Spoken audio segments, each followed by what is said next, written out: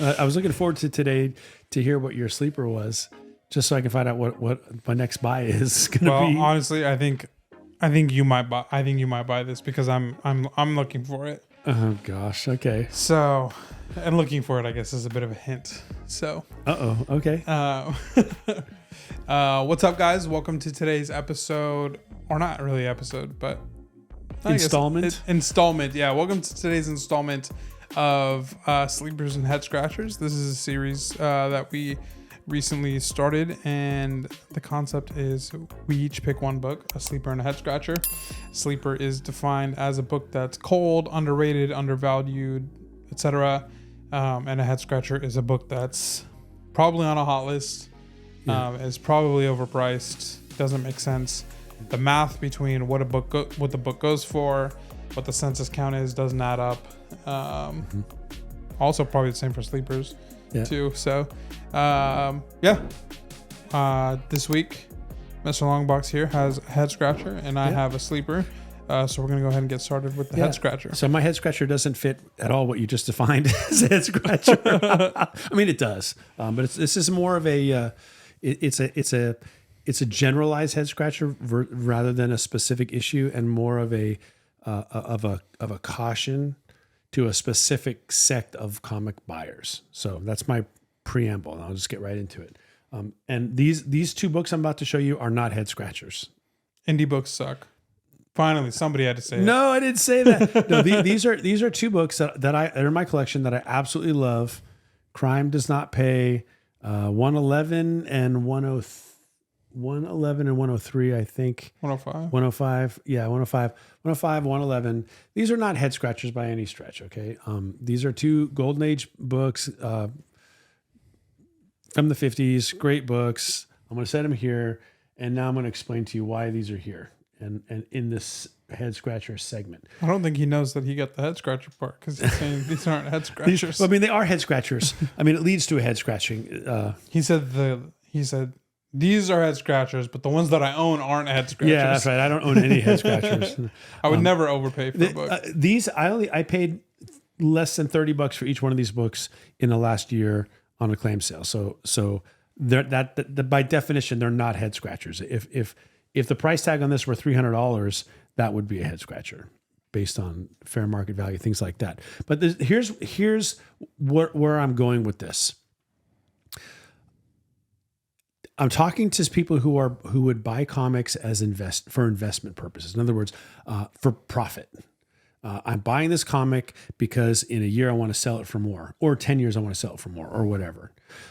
When you are, say, on a claim sale or at a convention, and you're looking for a comic to put your money in because you think it will be worth more, just throw them around. It'd be worth be worth more down the road and all that. This is for you. This head scratcher principle is for you. If you are someone who's like, no, I'm not interested in that at all. I'm only buying comics that I want, that I like to have in my collection because I'm a collector and that's it. There's no such thing as a head scratcher for you. Like, there is no head scratcher because you're only buying to keep and never to sell. So for the investor, I watch way too many claim sales where I don't know how else to say this, and I hope I don't. Well, I'm just going to say it. The people on the sellers on the claim sale are making a lot of money selling you what I call their golden age chaff. The wheat versus the chaff. You got, okay, great. The book came out in 1950 whatever or 1940 whatever. It's not a key. It's not a great cover per se. An objectively great cover, an iconic cover. It's which would make it a key. It's not in particularly high grade. It's usually these books that I'm talking about. This whole category is a head scratcher for me. Golden Age book, non-key, non-great iconic cover, usually in a 3.5 or lower, and the price is high. The price is well, it's just, it's a great book. Look at this book. It's so pretty. And it's, this is Golden Age. Yeah, it's a golden age book. And look, it's got a skeleton on it, and it's in a slab 3.5, or it's not. It's like it's a 2.5 or it's a 1.8, and you can get it for a steal right now for $350. And people are like, well, will you take $300 for it? And they're like, okay, I'll take it. And everybody celebrates. I know with pretty good certainty that those books, they know what they are. They are investing wise, they're chaff. I'm not saying I would like to have them all in my collection as a collector, but that's why I had that distinction up front. For the investor, these are not good buys. They're head scratchers. Don't buy these books for the purpose of making money on them down the road, because here's the deal. Because they're not keys, because they're not in high grade, because they're not iconically great covers, somebody had to convince you to buy it. Someone had to tell you, here's why you want to buy it. Let me tell you about this book. That's how you know, because it starts with the story. Well, here's the thing about this book, and and away they go. And the truth is, you can and should be able to buy these types of books. If it's just like really cool golden age books you want, there's tons of them out there that you can get for $30, $20. They're not as rare as you think they are. Yeah. If we're talking about low grade, they're all over the place. I'm not saying that a golden age book that's not a key, that's beat up, isn't worth $300 or $500 or $800. I'm sure they are. But if you're trying to buy it as an investment, you're gonna have a hard time selling it. You're gonna have a hard time selling. You have a hard time making any money on it, because it's none of those things. And if you're wanting to make money, then don't buy the golden age chaff. Save your money and buy a decent silver age book, or save your money and buy a golden age book, the same book, but buy it in a 7.0 or higher, because any golden age book in a 7.0 or higher, in my estimation, is not chaff. It is stuck around for 80 years and it's in 7.0 condition with white pages. That's good enough for me. If you just want the book because you think it's cool and you've always wanted, oh, by the way, then you should buy it no matter what. It's up to you. That's a collector decision, not an investing decision. I will say this too. We talk about golden age. Every single book that's under the EC banner, like the Gaines stuff, none of that's chaff. None of it is. Any of it. The Tales from the Crypt, the Haunt of Fear, the crime, that's shocking crime. None of that's chaff. I don't care what it is. I'm not talking about those, because they are absolute EC collectors that want them in any condition. So I'm talking about Dell, Gold Key. Well, yeah, I actually kind of am, and even, I'm probably not talking about Timely, but I am talking about some Atlas stuff. There's two different Atlases. I am talking about, honestly, Gold Key is kind of a big offender. Yeah. Gold Key stuff. I mean, this stuff. And I think these are great. Early Dell is, like, even like Disney, and you got your Hanna-Barbera, and you got your romance. Like look, there is a lot. There's Western. Like there are romance books that are, believe it or not, key. It's not because it's the first appearance of this heartthrob or that heartthrob. It's because of the artist. 100%, it's the artist, and the cover related to the artist. So Matt Baker stuff, and so on and so forth. And there are horror books that aren't EC that are seriously sought after because they're insane skull covers, Witchcraft 2 or Punch 12 or they're LB Cole or whatever. But then there's a bunch of this other stuff, and it's just random horror stuff from a company you've never heard of, and they say, "Oh, it's pre-code horror." Yeah, okay, it is, but when we think of pre-code horror, probably we think of EC pre-code horror, but I'm not saying it's not pre-code horror. Anyway, someone's going to disagree with me. I'm sure I'm making enemies with this. There's nothing wrong with paying a lot of money for a golden age book if you want it. Buy it. I'm not talking to the collector with this particular head scratcher. I'm talking to the investor. I love these books. I did not buy these as investment books. They're mid-grade. Crime does not pay, but I didn't pay investment prices either. I paid $32. This kind of made me laugh because in a star, it just says conforms to the Comics Code. It's not like the Comics Code Authority stamp. No. So it's like, it's kind of scuffed. It's like, Do you? Does it? Yeah, we're not actually going to put the indicia of the comics code. We're just going to tell you that we did it. So, but look, I'm guilty of buying these types of head scratchers myself. But what makes it a head scratcher is everything I said plus paying a lot of money for it. And if your intent is askew, my intent for these books is, hey, I don't really have any of these books in my collection, and I like them. They're cool. You know, I bought that Daredevil, that beat up Daredevil with the boxing thing on the cover at Comic-Con. I didn't pay very much for it. I think I paid $25 for it.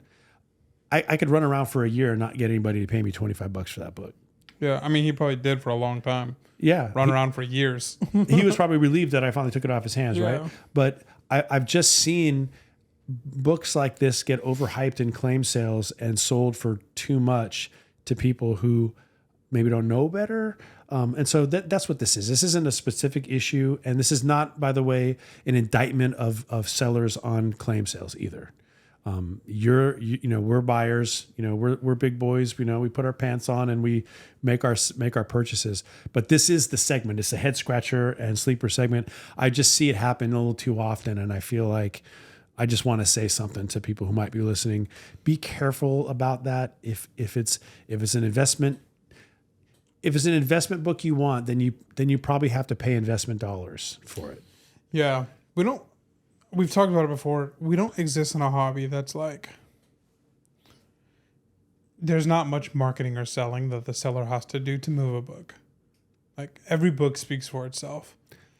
I don't have to tell you why you should buy this book. Right. Unfortunately, I should probably tell you why you should have to buy this book. that book's ultimate head scratcher. That's honestly. a different story. This book, I probably don't have to tell you why you should buy it. This book, definitely not. I definitely don't have to tell you why you should buy it. This book, I could list it on Instagram and it'll be gone soon. For me, the red flag is always when a seller is doing too much selling on a book, like not as in like literally selling too many of the books, but giving you too many reasons why. That's probably a sign that they are tired of holding that book and are trying to get rid of it. Yeah. So it immediately makes me like, okay, I probably don't want that book. Yeah, that's right. And watch out for phrases like, it presents really well for. I can't stand that. Or if it wasn't for this tear in the back, it'd be and then fill in the blank, whatever grade it is. That doesn't mean anything. There is a tear in the back. I just say it's a sharp looking 2.5. Yeah. Like that's kind of all you really have to say. Yeah. You can argue, well, if it didn't have this tick, if it didn't have this, if the back half page wasn't missing, it would be a 9.2. Like that doesn't matter because those things are missing. You could just say it's a sharp looking book, but it's got this defect, which is why it's graded down here. That's right. And watch out for people saying, well, there's only 35 of these on the census. that can be an indication of rarity. I have we talked about with the Strange Tales annual too. Exactly. The first Little Lulu. Speaking of Dell, there's a very few number on the census. Higher than a certain point. Okay, but that's a key book. To me it is anyway. But sometimes books don't have a high census count because they're not worth anything. Yeah, I doubt this has a very high census count at the grade it is, which would probably be like a 4 or 5, maybe. It's probably not. There's probably not even a high census count in general. No, so because it's like if you had this in like a 9.2, you'd be like, well, the kind of like the typical selling strat that you hear is, well, there's only 20 graded, and there's only 2 graded higher. Yeah. It's like, okay, well, why is there only 20 graded? That's people don't care. Yeah, that's not a static number. That's going to change in relation to how valuable the book is. Yeah. And so be careful about that. You mentioned it I would say last, I'm not sure when these are dropping, but where you were talking about the 5% or 10% of highest grade, where that one's already out. Yeah. That was awesome because that really shed some light on that. So just watch, it's a public, take this one as a public service announcement. Again, I'm not indicting anybody. I'm just saying buyers, be aware of this, of this type of book. If you want it for your collection, then it's not chaff. You know what I mean? Yeah. This is not chaff. These are very prized books for my collection. however, if I went to a sale to sell them, they're not going to jump off the page, and and that's okay. I didn't pay very much for them, and I bought them in the last year. But just because something's old, it only has value if people want to buy it.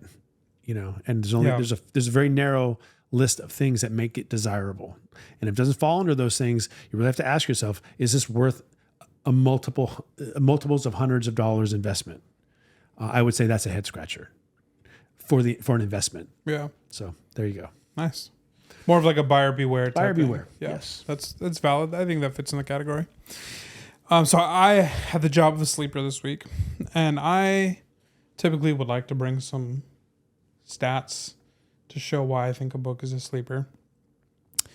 But I don't even know where to begin to look for this. There's nothing I could point to. I don't think there was really any research that I could do. I couldn't just Google how many of these exist. So that being said, my sleeper this week is a Jack Kirby signed book.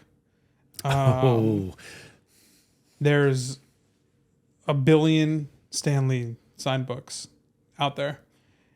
When you get a Stan Lee signature on a big boy book, like a FF1 or AF15 or ASM1, it shoots the price up significantly. But Stan Lee signed a lot of stuff. Yeah. Jack Kirby, there's two things with Jack Kirby. If he did, I haven't seen one, but I don't think he ever signed a cover. I've never seen a cover Jack Kirby signature. Me either. He always signed on the splash page on the bottom in pen.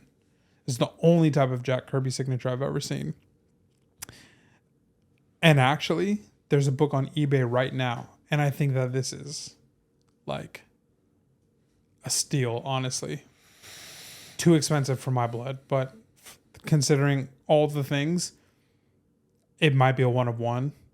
I believe it's a 1.8 FF5 signed by Jack Kirby for $5,000. And I just think, how many Stan Lee signed FF5s are there out there? How many Jack Kirby ones are out there? Wow. So I can't Google how many books has Jack Kirby signed. I mean, maybe I didn't, but I'm assuming that number is just people guessing. Yeah. There's one FF book. He signed a lot of FF. Or sorry, out of what he signed FF the most Marvel books, because that's kind of what he did. You don't really see other Marvel titles that he signed. There's one FF book that I have favorited on eBay right now. I don't remember the number, but it's a Galactus Silver Surfer cover. I think it's one with Ronin, where he's like flexing, like Galactus is on the bottom right of the book. Yeah.